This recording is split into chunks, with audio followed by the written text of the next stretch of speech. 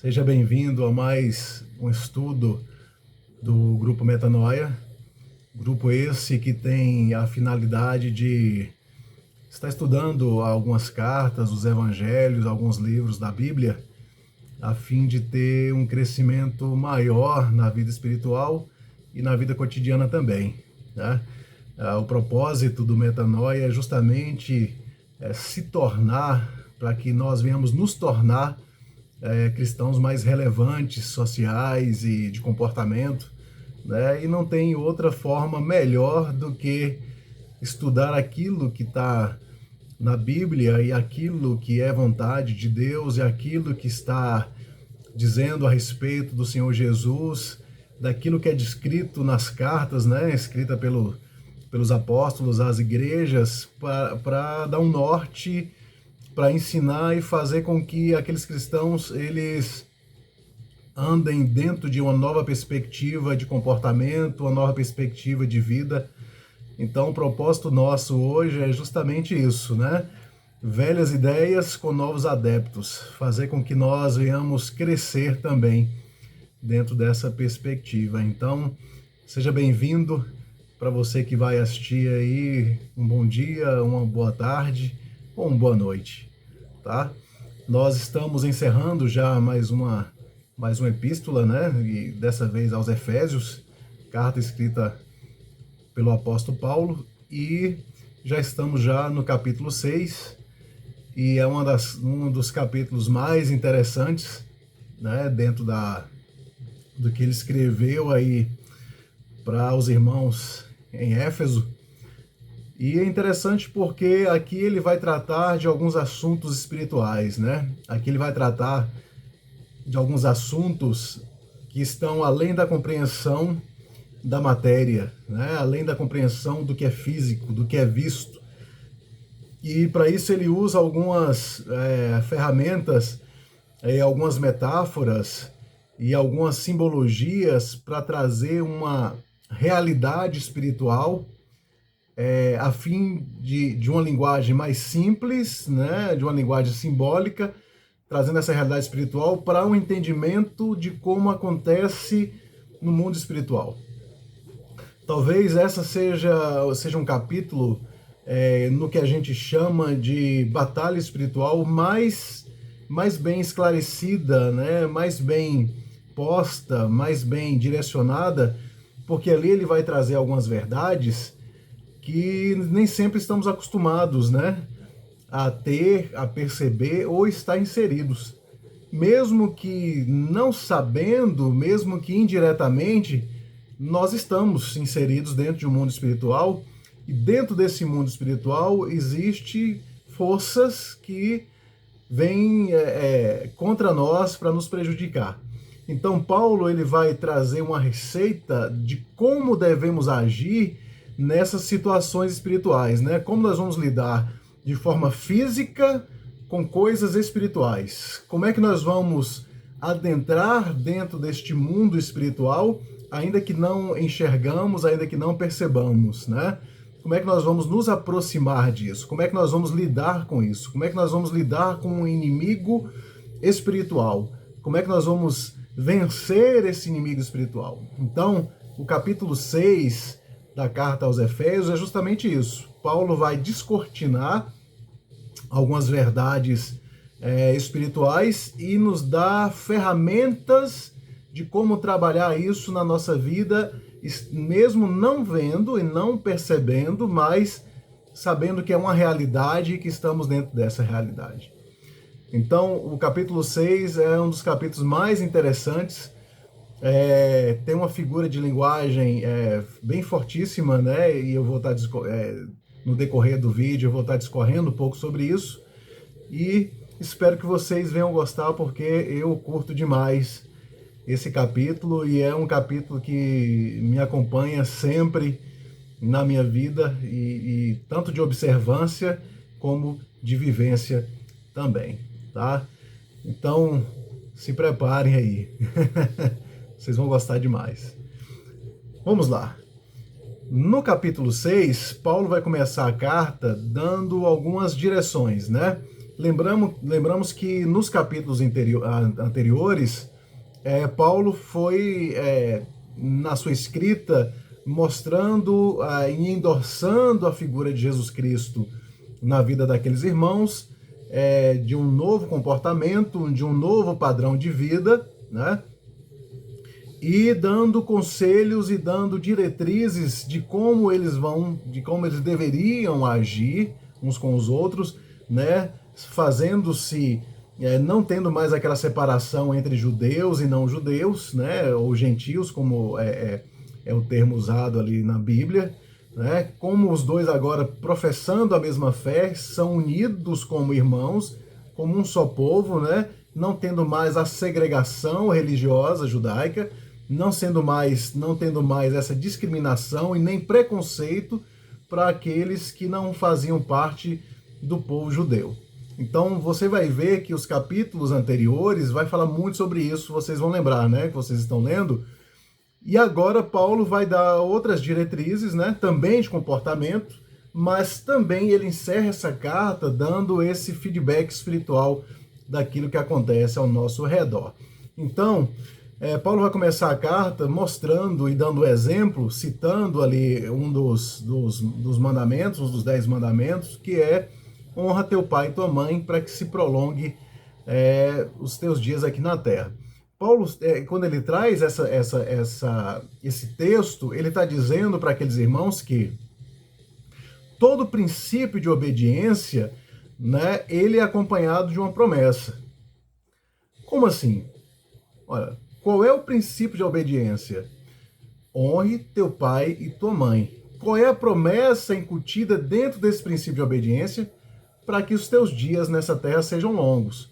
Ou seja, quando você ouve os conselhos, né, e vou dizer bem claro aqui a respeito do pai e da mãe, quando você ouve os conselhos do teu pai, da tua mãe, no sentido de comportamento, no sentido de evitar danos colaterais nas suas escolhas, você tem uma vida prolongada. Então, não é que Paulo agora está trazendo as verdades do Velho Testamento, tentando aplicar dentro da igreja. Não é isso, irmãos. Mas ele está mostrando como exemplo de que todo princípio de obediência, existe uma promessa. Então, quando nós obedecemos a vontade de Deus, quando nós obedecemos esses princípios, esses valores, e exercitamos esses valores, é acompanhado de uma promessa, e essa promessa vem sobre nossa vida, né? E a promessa é de coisas boas, a promessa é de abundância, é de paz, é de tudo aquilo que Deus tem preparado para nós, né? Então, para cada ação existe uma consequência. Então, esse princípio da obediência traz para nós uma promessa de vida, né? E essa vida é de bênçãos espirituais sobre nós, tá? Então Paulo está trazendo, já começa a carta já trazendo essa verdade, e mais uma vez eu digo para vocês, não é que ele está tentando aplicar as coisas do Velho Testamento para a igreja, não é isso, né? Porque Paulo foi o que mais combateu esses princípios, né? Do princípio judaico na vida da igreja cristã já não servia, né? Porque agora é uma nova metodologia, é um novo entendimento do que é vida religiosa, né, por assim dizer. Então Paulo começa trazendo essa verdade para que os irmãos prestassem atenção no princípio da obediência, que essa obediência é trazer um retorno de uma promessa, né? Então, logo depois ele vai dizer também a questão de comportamento, e aqui ele já traz alguns comportamentos relacionados a vidas mais pessoais, né? Ele cita a questão dos pais e dos filhos, né?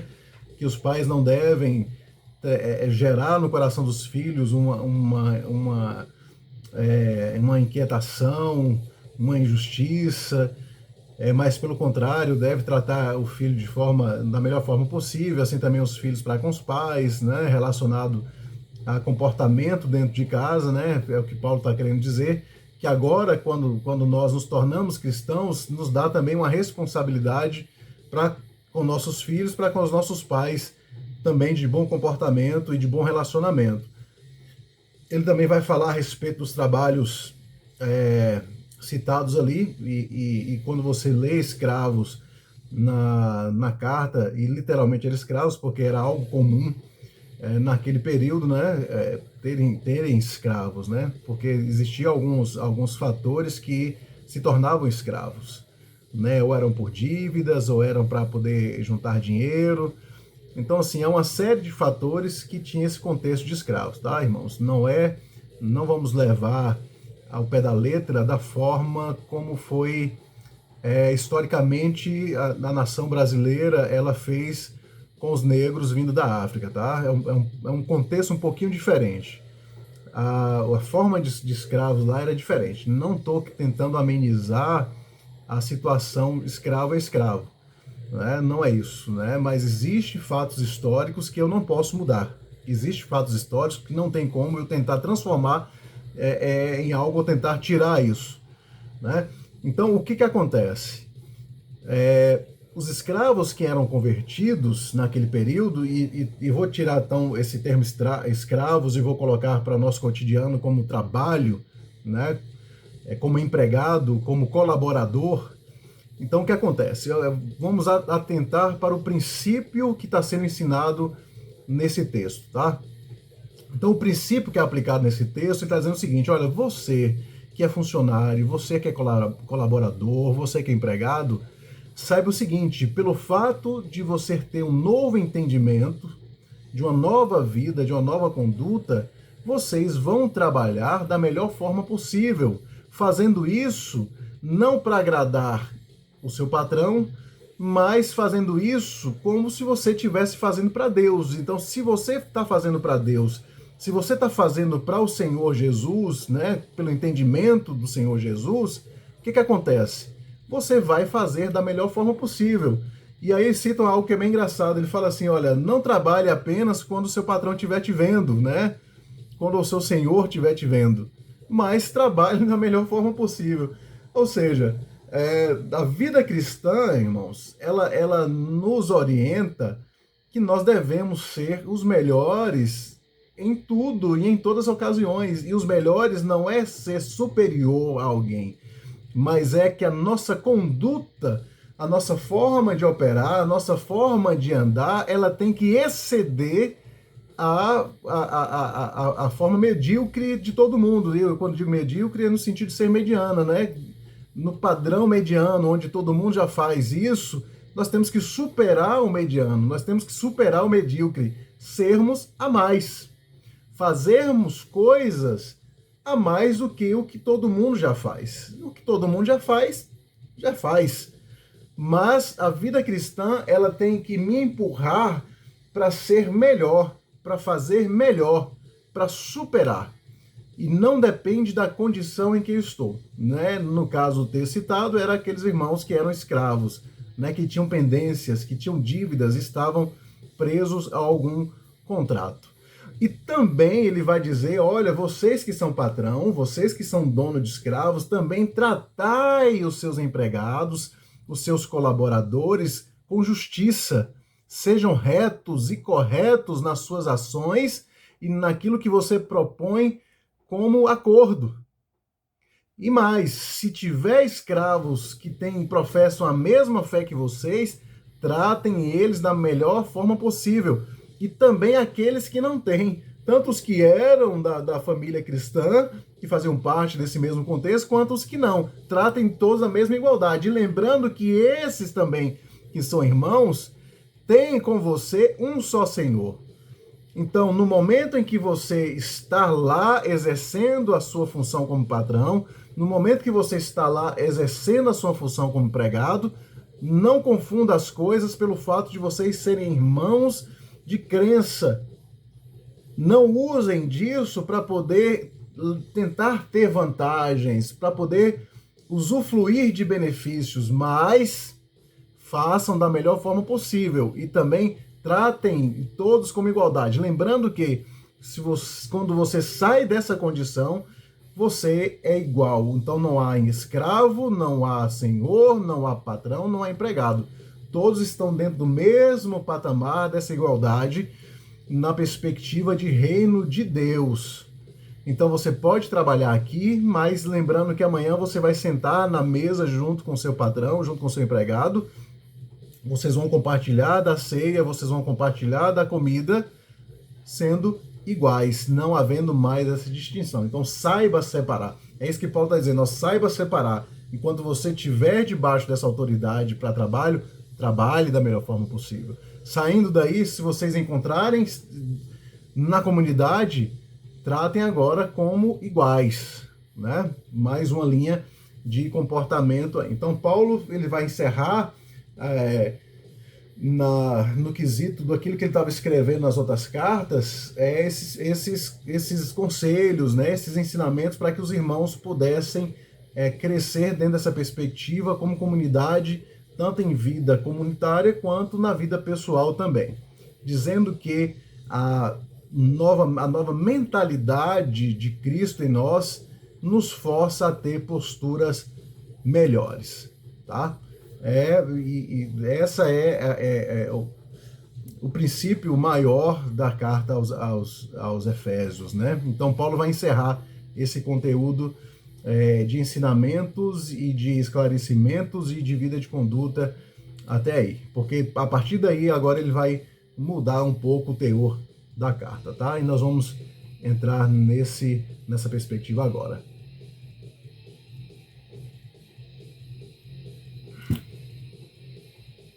Então vamos lá.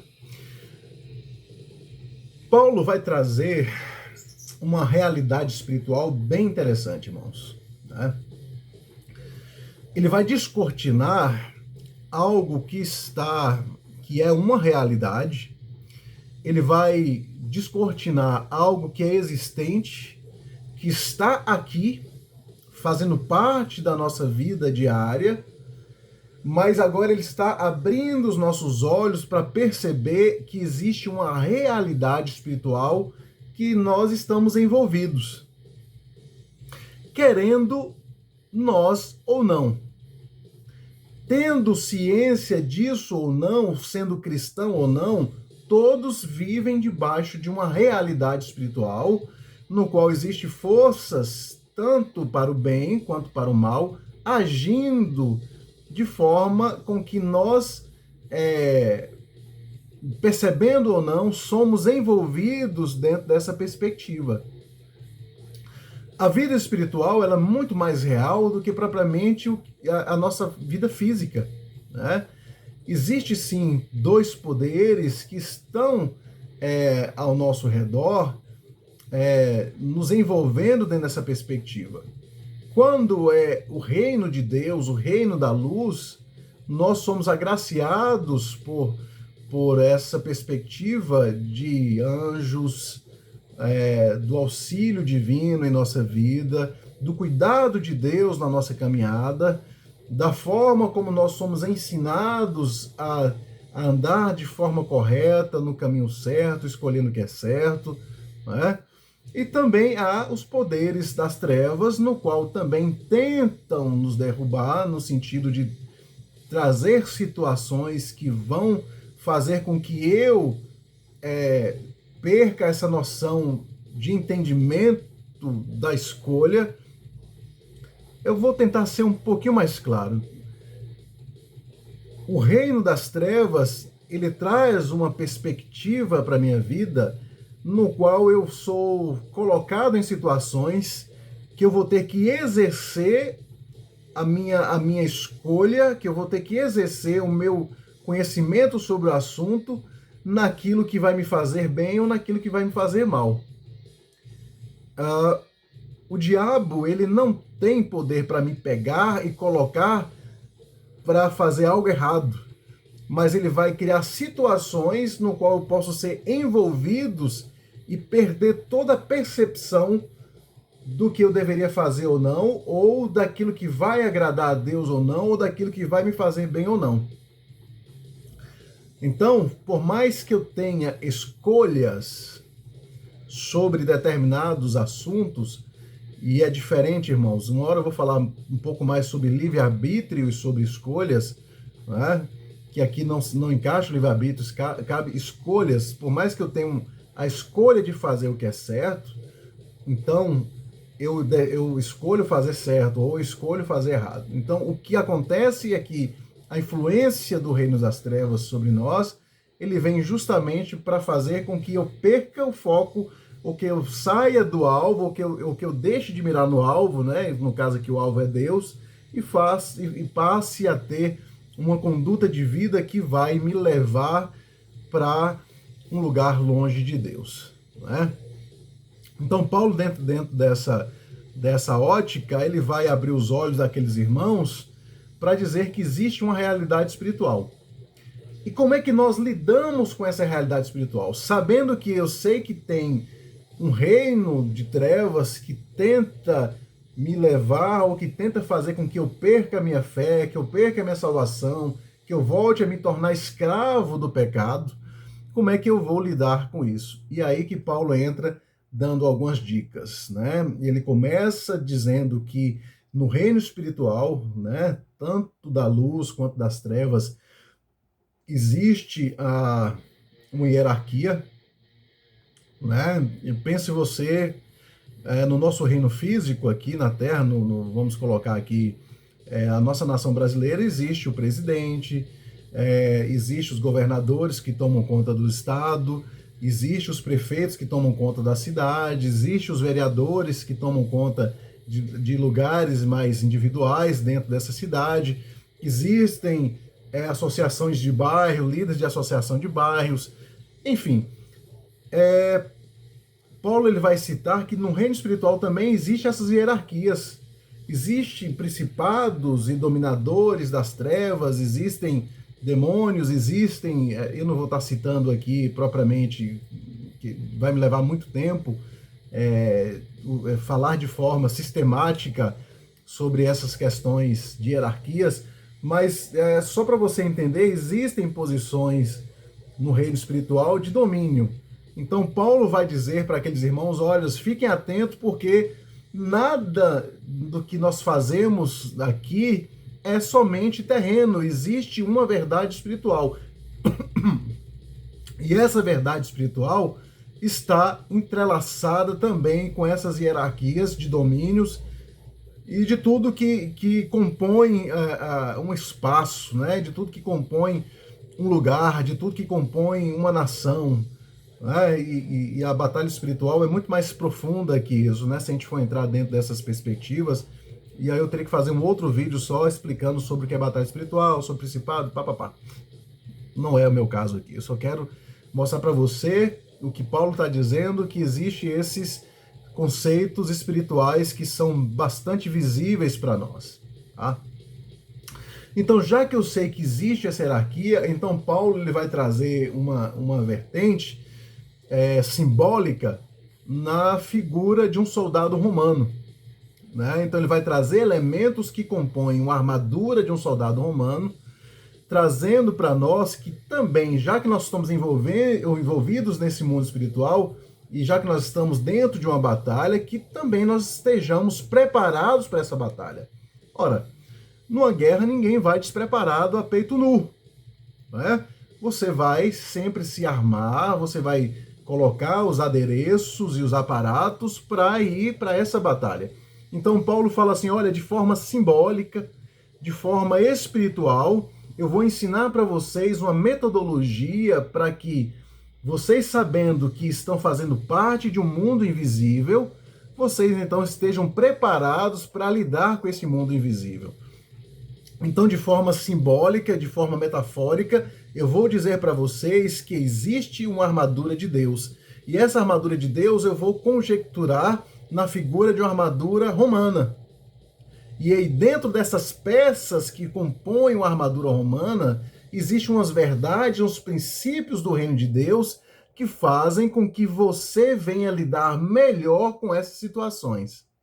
Que fazem com que você venha lidar melhor na estrutura espiritual, na batalha espiritual, na vivência espiritual e na vida espiritual no qual te cerca.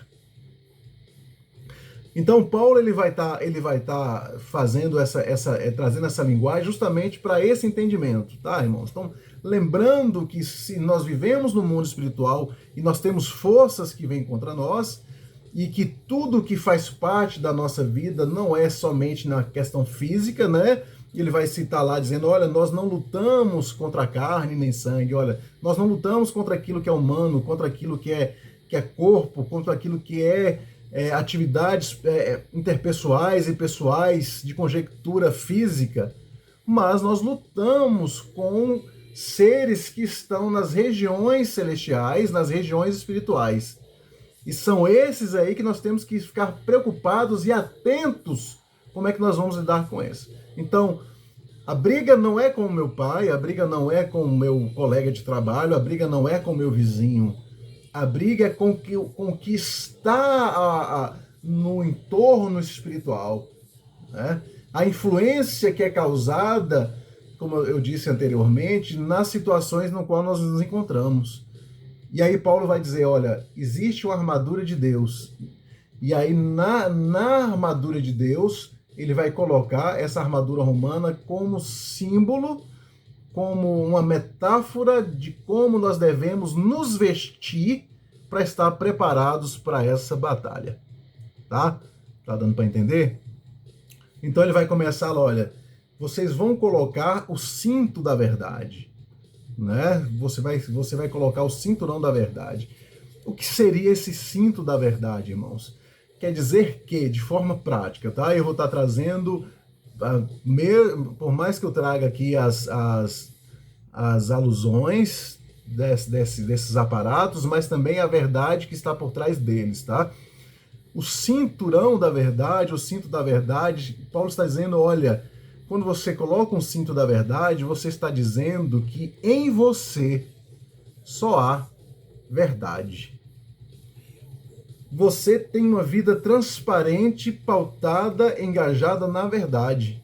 Não há mentira, não há engano, mas puramente verdade. O que sai de você, é claro, é transparente e é verdadeiro.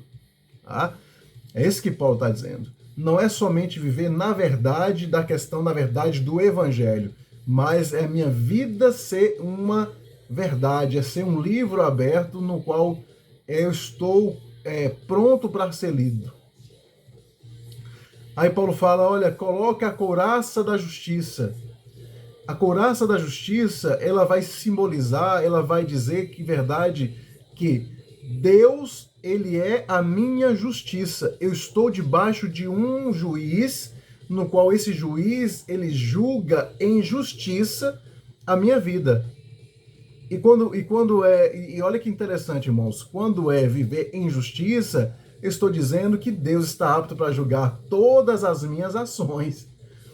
Sejam boas, sejam elas ruins, né? Seja algo que eu faço de errado, que tenha consequências, né? E eu estou aberto para ser julgado em todas as minhas ações.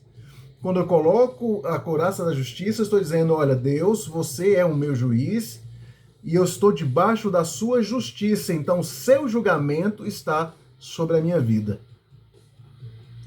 Irmãos, é interessante que, por mais que use essa alusão dessas ferramentas, né, dessa armadura, mas aquilo que está por trás dela é nada mais do que ações da minha vida, ações que eu tenho, decisões que eu tomo, a postura que eu me coloco, são facilitadores para ter uma boa batalha no qual eu não venha dever nada, né? Eu não venha ter nada em falso, nada em débito para ninguém, seja para humanos, seja para aqueles que vivem nas regiões espirituais, né?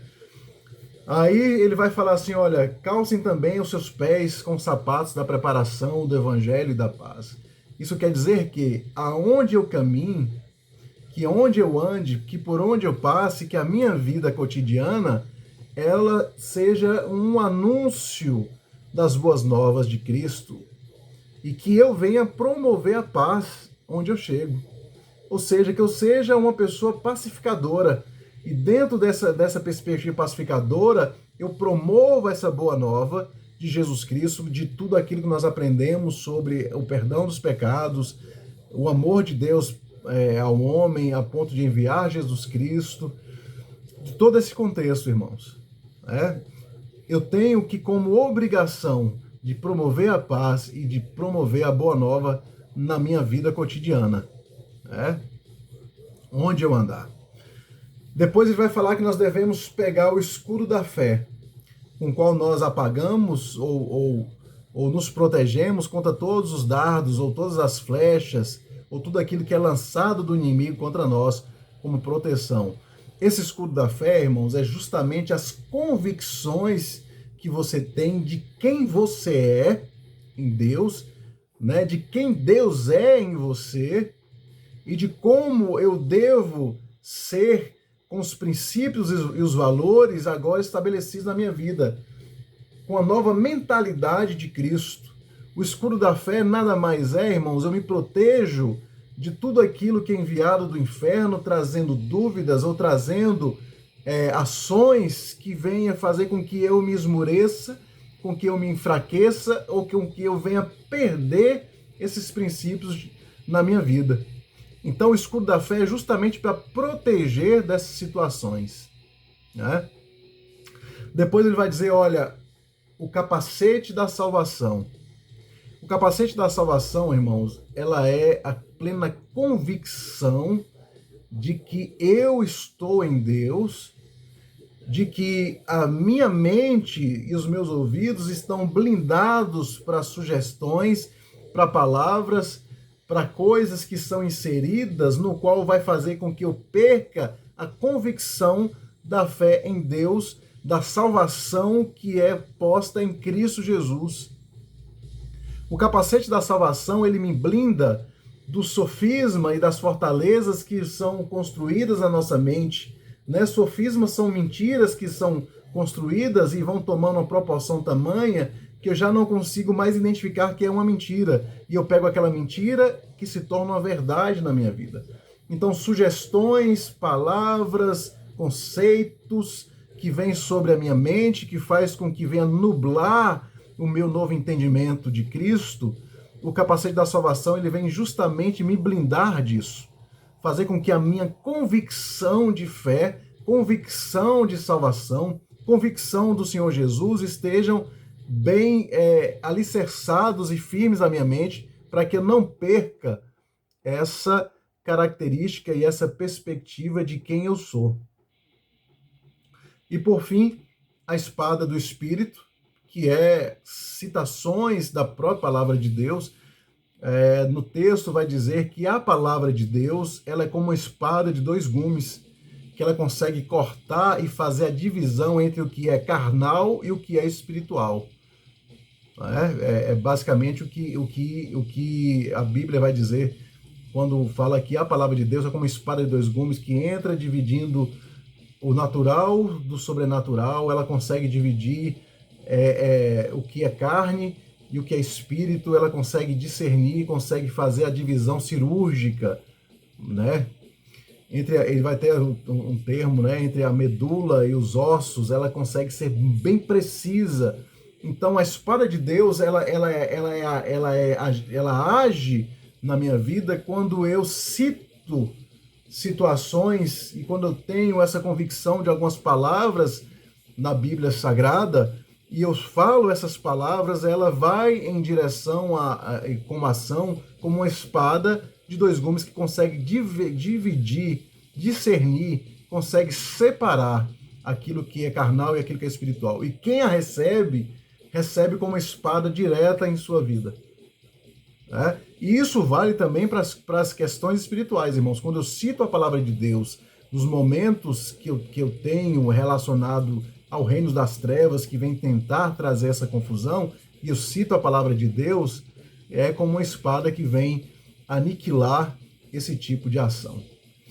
Então, Paulo agora, na figura da armadura de Efésios, ele vai trazer essa realidade para nós, dizer, olha, então vocês vão vestir dessa armadura, tendo a verdade sobre vocês, tendo Deus como juiz, tendo o escudo da fé, tendo a salvação de uma forma muito convicta na sua mente, e usando sempre a palavra de Deus na sua boca, em professar essas palavras, vocês vão estar firmes no dia mau, é o que ele vai dizer. Então, quando você for para a batalha do dia a dia, e quando você tem essa perspectiva e tem esse parâmetro de como agir na vida cotidiana para enfrentar esse tipo de situações, vocês vão permanecer firmes. E ele vai falar assim, no final do dia, quando você tiver vencido tudo, você vai estar de pé. E esse estar de pé, irmãos, é justamente quando você passar pelas pressões da vida, as problemáticas da vida, as situações que nos oprimem, que imprime sobre nós desgosto, desprazer, tristeza, você consegue superar essas situações tendo a convicção daquilo de quem você é. Então Paulo ele vai citar essa armadura justamente para você ter a certeza de quem você é, e agora você, como um guerreiro preparado, dentro da perspectiva de Deus, você vai conseguir vencer todas essas batalhas espirituais que vêm sobre nós. Lembrando que é uma verdade, e isso existe. Querendo você ou não, você está inserido dentro de um mundo espiritual. E dentro desse mundo espiritual, Paulo vai ensinar você a lidar com essas situações, principalmente com situações que diz respeito ao reino das trevas que vem contra nós. Então, irmãos, o vídeo ficou longo, mas espero que venha dar um norte para vocês a respeito dessa carta. A carta aos Efésios foi bem interessante, né? E depois nós vamos estudar outra carta a partir dessa semana. Mas que você venha ter plena consciência de quem você é e de quem Deus é na sua vida. Que você venha ter a plena consciência das ferramentas que Deus dispõe na sua vida para lidar com essas situações tenebrosas. Que você venha ter a plena convicção e fé em saber que Deus em você é maior do que qualquer outro tipo de situação que você venha passar. Né? Não há poderes das trevas, não há nada, irmãos, que o diabo venha fazer contra nós, que venha causar um efeito ou um dano, porque nós temos a cobertura do sangue de Jesus sobre nossa vida. E esse sangue que foi derramado na cruz, e aí de forma literal, ele vem sobre nós, trazendo esse perdão dos pecados e nos selando e nos testificando que somos dele. Então não perca isso. Não perca essa esperança, não perca essa fé de que Deus em você, irmãos, né? Como nós somos morada de Deus, como nós aprendemos, é maior do que qualquer coisa que venha ter neste mundo ou que venha oferecer para nós. Tem essa convicção. E quando você estiver sentindo que tem algo sobre você, como uma batalha espiritual para tentar te desanimar, para tentar colocar você para baixo ou fazer com que você perca a fé, lembre-se de Efésios 6. Lembre-se dessa armadura, lembre daquilo que está escrito. Tome posse disso para a sua vida e enfrente com toda segurança e saia vencedor em nome de Jesus. Então aqui nós encerramos mais uma carta, a carta aos Efésios. Espero que vocês tenham gostado ao longo desses vídeos que foram postos. Espero que venha estar dando uma clareza à medida que você vai lendo e que Deus abençoe sua vida de maneira abundante. Tá bom? Nos vemos até o próximo vídeo.